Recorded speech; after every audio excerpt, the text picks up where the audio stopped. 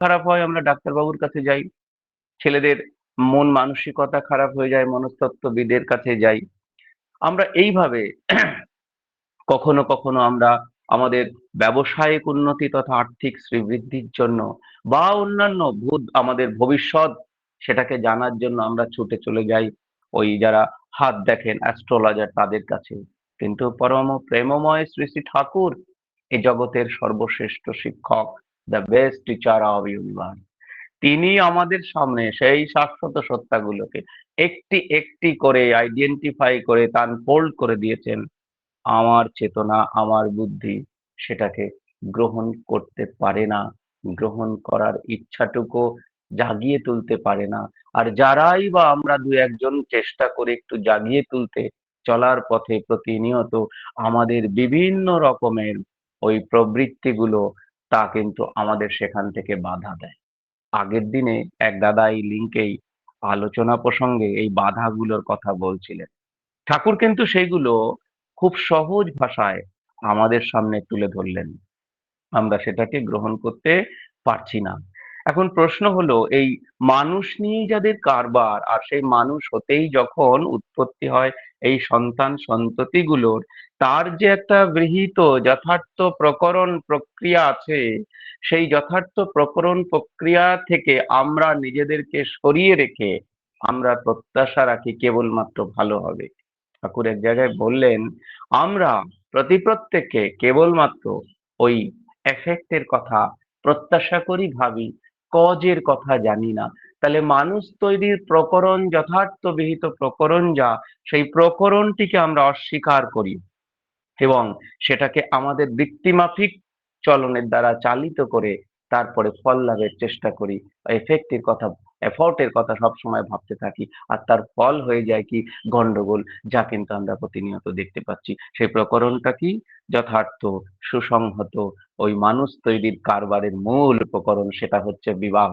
কারণ আজকে তত্ত্ব কথা নিয়ে যতখানি মানব সমাজের উন্নয়ন হবে বলে মনে হয়, বাস্তবে কিন্তু তা নয়। তাকে ব্যবহারিক জগতে কতখানি প্রয়োগ করা যাচ্ছে এবং তার বিহিত প্রকরণটিকে আমরা কতখানি আত্মস্থ করতে পারছি এবং আমাদের অনুচালনায় চালিত করতে পারছি, তার উপরে নির্ভর করছে আগামী দিনের সমাজ কতখানি সুন্দর হয়ে গড়ে উঠবে, আগামী দিনের পরিবারগুলো কতখানি সুসংগত পরিবার হয়ে উঠবে, যার উপর নির্ভর করছে সমাজ, রাষ্ট্র এবং এই পৃথিবীর ভূত এবং ভবিষ্যৎ।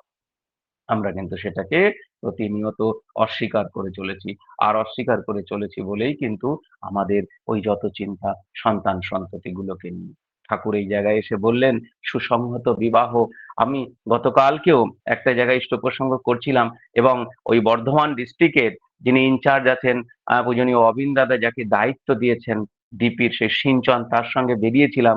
আমিও একটি মন্দিরের দায়িত্বে রয়েছি, আমার মন্দিরও ইন্সপেকশন হয়েছিল, তারা এসেছিল। তারপরে দুটো বাড়িতে গিয়েছিলাম, সে কথা আমি একটু পরেই বলি। তার আগেই যেটা বলার মূল কথা সেটা হচ্ছে আমরা আধুনিক যুগের চেতনা দ্বারা, এই যে চেতনা অর্থাৎ ন্যাশনালিজম আমাদের মধ্যে রয়েছে, এই মাত্রাতিরিক্ত যুক্তিবাদ, তার দ্বারা সেই প্রিয় পরমকে কখনো কখনো বিচার বিশ্লেষণ করার চেষ্টা করছি, আর তার ফল হয়েছে আমাদের জীবনগুলোর ক্ষেত্রে ওই চলনের এলোমেলো। কোথায় কিভাবে? কারণ মূল জায়গা যে বিবাহ, সেই বিবাহের ক্ষেত্রে কিন্তু আমাদের যত গন্ডগোল। আমরা অনেক জায়গায় দেখেছি সৎসঙ্গ আসর হচ্ছে, নানান তত্ত্ব আলোচনা হচ্ছে, ঠাকুরের দয়ার কথা বলা হচ্ছে। সত্যিই তো দয়ার কথা শুনে আমরা মোহিত হয়ে যাই। আমাদের সত্তাগুলো ক্ষণিকের সময় যেন নিজের অস্তিত্বকে হারিয়ে ফেলে এবং ভাবি পরম প্রেমময় কতখানি দয়া করে চলেছেন। আমরা প্রায় প্রত্যেকে বলি যে তিনি ত্রিকালদর্শী, আর ত্রিকালদর্শী তিনি, আমরা উপলব্ধি করতে পারছি তিনি ত্রিকালদর্শী, কিন্তু আমার সেই চিন্তা চেতনা দ্বারা আমি কোন দর্শী, আমার চিন্তা চেতনাকে তাকে কিন্তু একবারের জন্য বিচার বিশ্লেষণ করার চেষ্টা করছি না।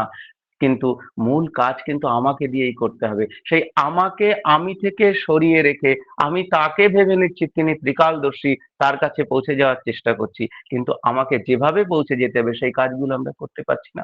তার ফল হয়ে যাচ্ছে গন্ডগোল।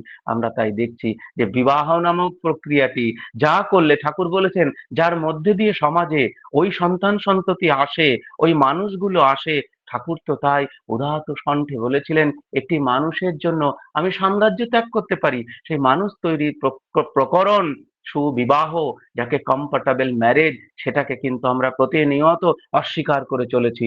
যুগ চেতনার দ্বারা আমরা তাকে ব্যাখ্যা বিশ্লেষণ করার চেষ্টা করে চলেছি, আর তার ফল হয়ে যাচ্ছে গন্ডগোল। কারণ যে মানুষ নিয়ে সৎসঙ্গের কারবার, যে মানুষ নিয়ে এই সমাজ তৈরি হয়েছে, সেই মানুষগুলো যদি আমরা ঠিক করে না নিয়ে আসতে পারি, কারণ ঠাকুর বললেন কি, মানুষ তো জন্মায়, আর যে জন্মেছে সে কতগুলো বিহিত বৈশিষ্ট্য নিয়েই জন্মেছে। সুতরাং আবার ঠাকুর এই জায়গায় এক জায়গায় বললেন যে হওয়া মানুষের পরিবর্তন হয় বলে আমার অন্তত বিশ্বাস হয় না। ভেবে দেখুন দাদা ও মায়েরা, তাহলে মানুষ হবার আগে সুস্থ মানুষ কিভাবে তৈরি হয়, তার যথাযথ প্রকরণ বা ব্যাকরণ, সেটা যদি আমরা আত্মস্থ করতে না পারি, তিনি তো দয়া করে বলে দিয়ে গেছেন, তারপরেই তো সেই মানুষগুলোকে নিয়ে আমাদের কারবার হবে। আমরা সেই গোড়ার জায়গায়, মূল জায়গাটিতে ভুল করে বসে আছি, আর সেই ভুলটা সংশোধন করার বিন্দুমাত্র ইচ্ছা আমাদের মধ্যে কোথায় জেগে উঠেছে? কোথাও আমাদের বিবাহ সংস্কার নিয়ে সৎসঙ্গ জগতের মূল, আমার মনে হয় এখন যে দাবিটা হওয়া উচিত বিবাহ সংস্কার, সেটা নিয়ে কোথায় দাবি উঠেছে? আমরা প্রতি প্রতি ক্ষেত্রেই দেখি, যখনই বিবাহের কথা ওঠে আমরা কিন্তু কম্প্রোমাইজ করার চেষ্টা করি। কারণ ঠাকুর এই জায়গায় বলেছেন, বিবাহের ক্ষেত্রে সবার আগে বর্ণের হিসেব করতে। আমরা প্রত্যেকে এই বর্ণ কথাটা বলার আগে একবার ডাইনের দিকে একবার বাঁয়ের দিকে চেয়ে ফেলি, এবং ভাবি যে এই কথাটা বললে আবার কে কি ভাববে। ওই যে যুগ চেতনা, একটু আগে বলছিলাম, যুগ চেতনার দ্বারা চালিত হই, আর চালিত হবার ফলে আমাদের মধ্যে কিন্তু সেই সেই ভুলটি আবার পেয়ে বসে, যার ফলে সংশোধন আমরা করতে পারছি না। সময় এসেছে আমাদের বিবাহ সংস্কার, কারণ মানুষ তৈরির যে মূল প্রকরণ, যেখান থেকে মানুষগুলো আসে, সেটাকে যদি আমরা ঠিক করতে না পারি, তাহলে কিন্তু শুধুমাত্র ওই মঞ্চের উপর দাঁড়িয়ে তত্ত্ব কথা বলা হবে, কিন্তু আমরা প্রকৃত সমাজ যে হয়ে ওঠা, সেই হয়ে ওঠা আমাদের ক্ষেত্রে কতখানি কার্যকরী হবে, আমার এই সন্দেহ আছে। কারণ বিদ্যালয়ে পড়াতে গিয়ে যখন আমরা দেখি যে শিক্ষক মশাই পড়াচ্ছেন, সেখানেও সেই ভুল হয়ে বসে রয়েছে, আবার যে ছাত্রছাত্রীরা সেই জ্ঞান তথা সেই তথ্যগুলো নেবে, সেখানেও কিন্তু তাদের নেবার সেই আগ্রহটি আমরা তৈরি করতে পারছি না। ঠাকুর বললেন, এক জায়গায় ওই ছেলে মেয়েদের আমরা স্কুলে পড়াশোনা করতে পাঠাই, আমরা অনেক সময় রেগে গিয়ে ছাত্রছাত্রীদের ধুমাধুম মানে শাস্তি দিয়ে দিই, কখনো মারধর করে ফেলি, আর প্রায় একটা কথা বলি যে এরা মনোনিবেশ করতে পারছে না। আমরা কিন্তু সহজ সরল জায়গাটিকে বুঝতে পারি না। ঠাকুর কিন্তু সেটা আনফোল্ড করে দিয়ে গিয়েছিলেন। ঠাকুর বললেন কি, যে ওদের আগ্রহটা তৈরি করা লাগে, আর আগ্রহটা কোথা থেকে হয়? আগ্রহ হলেই কিন্তু মনোনিবেশ আসে। ভেবে দেখুন দাদা ও মায়েরা, আমরাও যদি ছোট ছোট বাচ্চাদের পড়াতে যাই, তখন বলি, এই শুনছিস না, মন দিচ্ছিস না পড়ার মধ্যে, অন্যদিকে মন দিয়ে ফেলছিস, ইত্যাদি ইত্যাদি বলে তাদের প্রহার করি। কিন্তু মূল জায়গাটি তো নিহিত হয়ে আছে, কারণ তার জন্মের সময় থেকে ঠাকুর বললেন, ওই যে হওয়া মানুষের পরিবর্তন হয় না, তাহলে আমাকে গোড়ার ভুলটি সংশোধন করা লাগে। সেই গোড়ার ভুলটি কি? সেটা হচ্ছে যথার্থ বিহিত প্রকরণের মাধ্যমে। কারণ মানুষের জীবনের যেহেতু একটু ব্যাকরণ আছে, আর ঠিক তেমনি আমাদের বিবাহেরও একটি ব্যাকরণ আছে। সেই ব্যাকরণের থেকে যখনই আমরা এদিক ওদিক সরে যাই, সঙ্গে সঙ্গে কিন্তু আমরা যে মানুষটিকে নিয়ে আসছি পৃথিবীতে, সেই মানুষটি কিন্তু ত্রুটিপূর্ণ হয়ে যাচ্ছে, আর তাকে কিন্তু আমরা একেবারেই সংশোধন করতে পারছি না।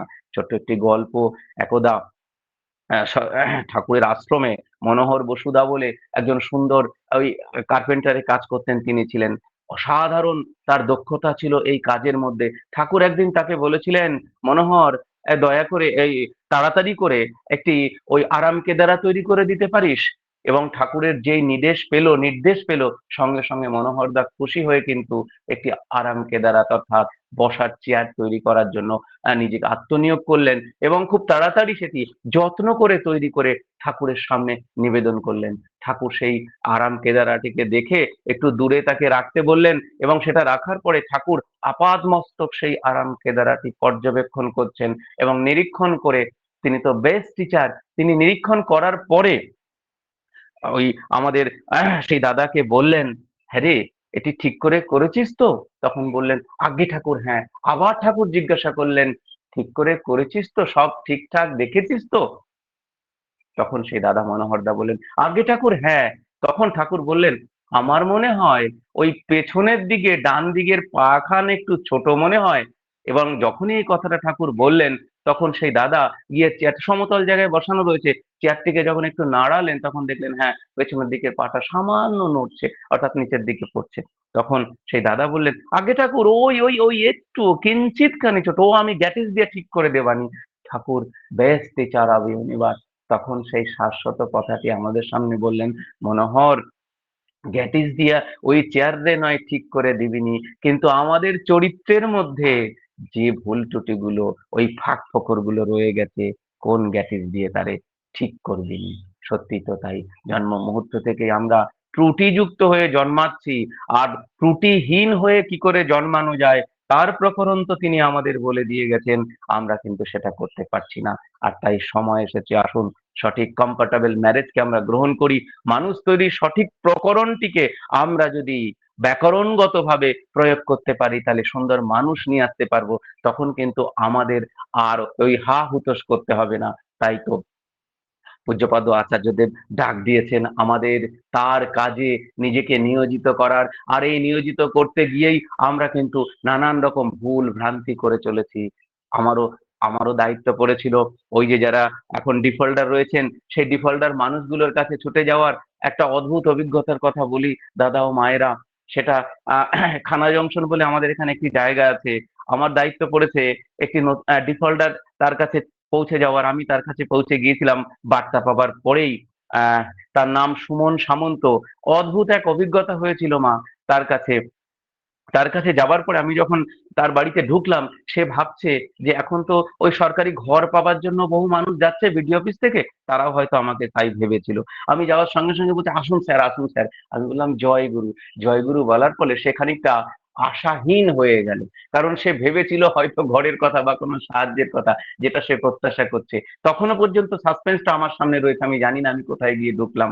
তারপরে ঢোকার পরে আমি বলছি, দাদা আচার্যদেব পাঠিয়েছেন আপনি কেমন আছেন সেটা জানার জন্য, ইত্যাদি ইত্যাদি কথা বলতে বলতে হঠাৎ করে তার মুখটা কেমন পাংশু বর্ণ হয়ে গেল। তারপরে সে বলছে, দাদা আমি ওসব ছেড়ে দিয়েছি, আমি ওসব ছেড়ে দিয়েছি, আমি এখন রাধা মাধবকে নিয়ে আছি, আমাকে এই কথা আর বলবেন না।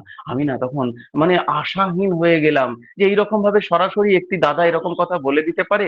তারপরে তিনি বলছেন, বলছেন দাদা শুনুন, তিনি বলছেন 8/1/2025, 8/1/2025 সেদিন সে লাস্ট ইষ্টভীতি আহ শ্রীধাম দেওঘরে প্রেরণ করেছিল, ইষ্টভীতি করার পরে।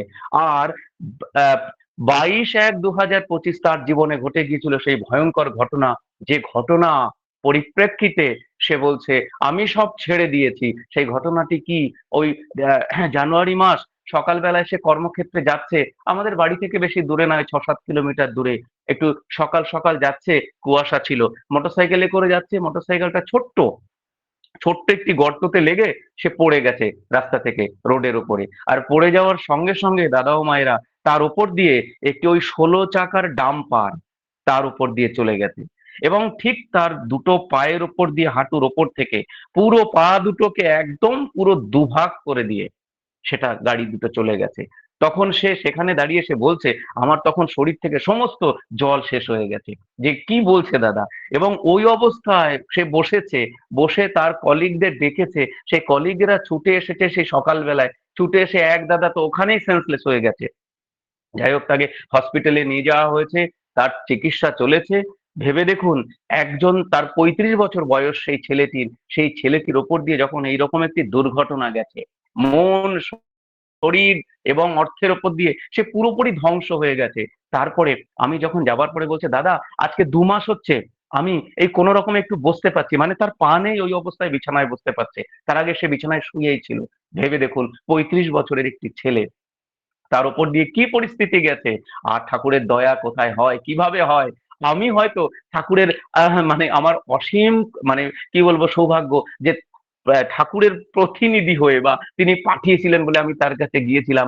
যাবার পরে যখন আমি বলছি, সে বলছে, দাদা ওসব ছেড়ে দিন, আমি এসব নিয়ে আর থাকতে চাই না, আমি রাধা মাধবকে নিয়ে এখন আছি। তারপরে বলার পরে আমি তারপরে বললাম, দাদা আপনার সব কথা মানছি, আপনার পায়ের উপর দিয়ে চলে গেছে, সত্যি তো আমার উপর দিয়ে গেলে আমারও তো এরকমই প্রতিক্রিয়া হয়তো হতো। তবে ঠাকুরকে যখন ধরেছেন তিনি দয়াময়। একটা কথা বলি কি দাদা, আমার মনে হয় ওই গাড়িটি যদি আপনার বুকের উপর দিয়ে যেত, বা ওই গাড়িটি আপনার মাথার উপর দিয়ে যেতে পারতো, বিশ্বাস করুন মায়েরা, সেই ছেলেটি ওই একটু শুয়েছিল, চকিত উঠে পড়লো। উঠে পড়ে বলছে, আমি তো এরম করে কোনোদিনও ভাবিনি, আমি তো এরম করে কোনোদিনও ভাবিনি।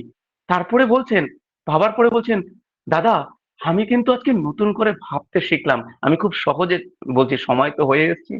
আমি আজকে নতুন করে জোর পেলাম, তিনি তো সত্যিই দয়া করেছেন। আমি তো কোনোদিন এমনি করে ভাবিনি। ওই গাড়িটি তো আমার বুকের উপর দিয়ে চলে যেতে পারতো। তাহলে তো আমার প্রাণবায়ু শেষ হয়ে যেত, আমার খেলা তো শেষ হয়ে যেত। তিনি তো তা করেননি। আমি বললাম, দাদা হয়তো আপনার ইহজন্মের বা পূর্ববর্তী জন্মের কোন রকম কর্মফল ছিল, তাই আপনি ভোগ করছেন। তার দয়ায় আপনি এখনো বেঁচে রয়েছেন। সেই ছেলেটি কেঁদে দিয়েছে। আমিও না চোখ দিয়ে জল ধরে রাখতে পারিনি। আমি ভাবলাম, প্রভু তুমি কি দয়া করে পাঠিয়েছো একজন মানুষকে তোমার চরণে আবার পুনরায় ফিরে পেতে। আমি আমি কিন্তু কেঁদে দিয়েছিলাম, সেই দাদাটিও কেঁদে দিয়েছিলাম। যে বলেছিল আমি আর ইষ্টভীতি করব না, সঙ্গে সঙ্গে কিন্তু সে বলল, দাদা আমি কিন্তু কাল থেকে ইষ্টভীতি করব। তাই প্রভুর দয়ায় আচার্যদেব দয়া করছেন। আমরা যদি প্রত্যেকে এই ডিপির কাজগুলো এইভাবে ছুটে যাই, কত কত মানুষের কাছে পৌঁছে যেতে পারি, মানুষগুলোকে আবার তার চরণে নিয়ে আসতে পারি। তাই সময় এসেছে। গতকালকে ডিপির কাজে গিয়ে আরো এরকম কতগুলো অভিজ্ঞতা হয়েছিল মা। আসুন আমরা সবাই মিলে, একদিকে যেমন মানুষ তৈরির প্রকরণের ক্ষেত্রে আমাদের মূল কর্তব্য হচ্ছে সুসংহত বিবাহকে এখন মেনে চলা, সেটাকে আমাদের বাস্তব জীবনে প্রয়োগ করা। যেখানে যেমন আছে, যা হয়েছে হয়েছে, আর যেন না হয়, সেই ভুলটিকে সংশোধন করে সঠিক মানুষ নিয়ে আসার এই কর্মযজ্ঞে নেমে পড়া। আর দুই, তিনি দয়া করে আমাদের যে দায়িত্ব দিয়েছেন, সে দায়িত্বটা যদি আমরা পালন করতে না পারি, তাহলে কিন্তু আমাদের আমাদের তরাবার কোনো রাস্তা থাকবে না। তাই সময় শেষ হয়ে এসছে। আমাকে 52 পর্যন্ত করতে বলেছিল, সময় শেষ হয়ে এসছে।